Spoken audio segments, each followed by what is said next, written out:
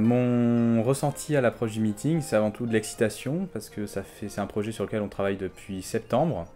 Et là, on se dit, on est à une semaine de pouvoir concrétiser tout le travail qu'on a accompli depuis. Et bien sûr, en espérant que tout se passe bien. À une semaine, là, c'est une très très grande hâte de voir un petit peu tout ce travail qui a été effectué pendant ces 10 derniers mois, qui va se concrétiser là dans les quelques jours à venir.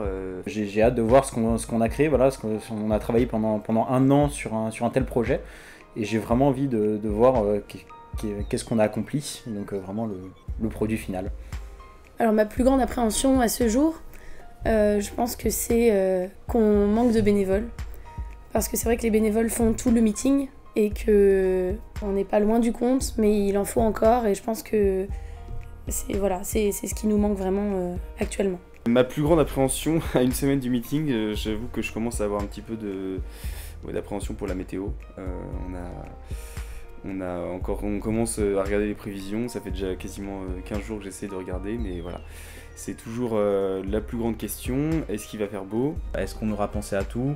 Est-ce qu'on n'aura pas des imprévus auxquels on aura du mal à faire face? Et ça, c'est vraiment ce à quoi on doit s'occuper pour la dernière semaine, essayer de prévoir tous les cas qui sortent de l'ordinaire. Je suis relativement stressé, je dirais.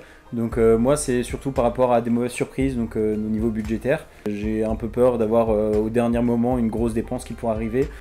En rentrant à Airexpo, on comprend très vite que dans le milieu professionnel, dans le milieu aéronautique notamment, on a besoin de compétences dans des domaines variés. Et on apprend vraiment à développer toutes ces capacités en même temps. C'est ça qui est très impressionnant à Airexpo et qui est très enrichissant.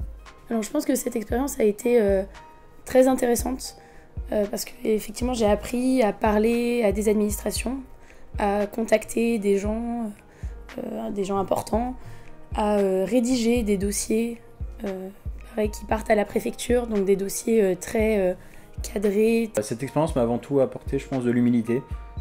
Savoir que voilà, après on n'a pas toujours forcément raison, toujours revérifier les choses, se demander si on n'a pas fait une erreur quelque part, parce que je sais très bien que moi, si à un moment ou à un autre je fais une erreur, ça pourrait coûter très cher pour plusieurs années à Airexpo. Cette expérience m'a aussi appris à être plus professionnel, à savoir mieux parler aux gens, écrire, à savoir les convaincre de notre projet. Et aussi savoir vraiment exprimer au mieux aussi nos sentiments à ces gens, pour leur montrer qu'on n'est pas juste là pour une association dans laquelle on participerait juste parce que ça nous occupe en quelque sorte, mais aussi parce que c'est véritablement une passion. Se dire que voilà, nous élèves de première année d'école d'ingénieur, on organise un meeting aérien, ce qui est vraiment impressionnant maintenant quand j'y pense. Jamais j'aurais pu l'imaginer auparavant. Déjà, je pense que le fait d'avoir à gérer une équipe d'une quarantaine de personnes, voire 45 personnes, c'est quelque chose que j'avais jamais eu à faire avant dans ma vie. Forcément, ça m'a apporté beaucoup, de fait de devoir bien coordonner l'équipe dans sa globalité, de faire en sorte que la communication interne dans l'équipe se fasse le mieux possible.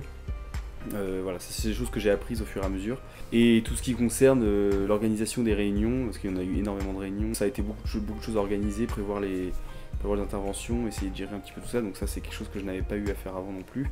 Et puis tout ce qui est rencontre avec les administrations, tous les acteurs du meeting, les gens qui vont être présents sur la zone publique, toutes les collectivités locales, les mairies, j'ai eu à rencontrer les préfets, les sous-préfets, des gens comme ça, donc c'est des choses que j'ai aussi découvert. C'était pas des gens que j'avais l'habitude de côtoyer avant, et donc justement à Airexpo, cette expérience m'a permis justement de savoir un petit peu comment appréhender ce genre de réunion avec des gens comme ça.